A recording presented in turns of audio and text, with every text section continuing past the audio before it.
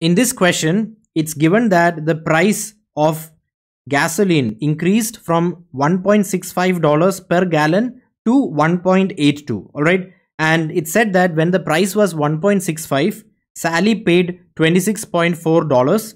Now, how much more will Sally pay this week at the station for the same amount of gasoline? So over here, what's the increase in the price of per gallon of gasoline? That would be 1.82 minus 1.65, which is equal to 0.17. So that's the increase in price.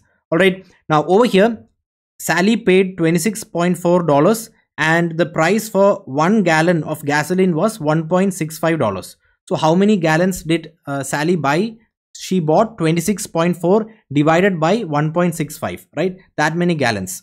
So for these many gallons, for 1 gallon, the increase, let me write that over here. For 1 gallon, the increase is $0.17.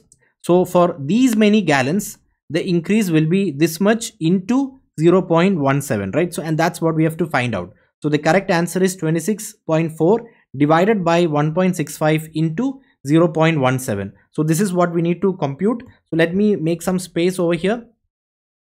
All right. So let's find the answer. So we need to find 26.4 divided by, let's say this as 1.7. If I take this as 1.7, because over here I have 0.17. So this is a way of quickly calculating it, right? So I can see that 1.65 is very close to 1.7, and if I make this to 1.7, I can cut these two and I will just get 10 over here, right? So this will get cancelled out. I'll have 10 over here and the answer comes to 2.64.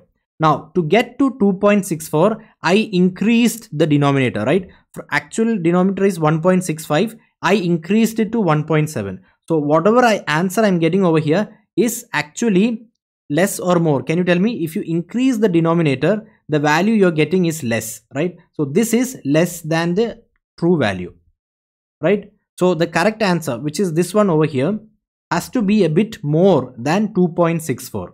And that is answer option D, which is 2.72. Notice that option C is 2.64. That's not the correct answer, right? Because we increased the denominator. So whatever you're getting over here is actually less than the correct answer. So you need to pick an answer which is a bit more than 2.64, and that gives you the answer option as option D, which is 2.72.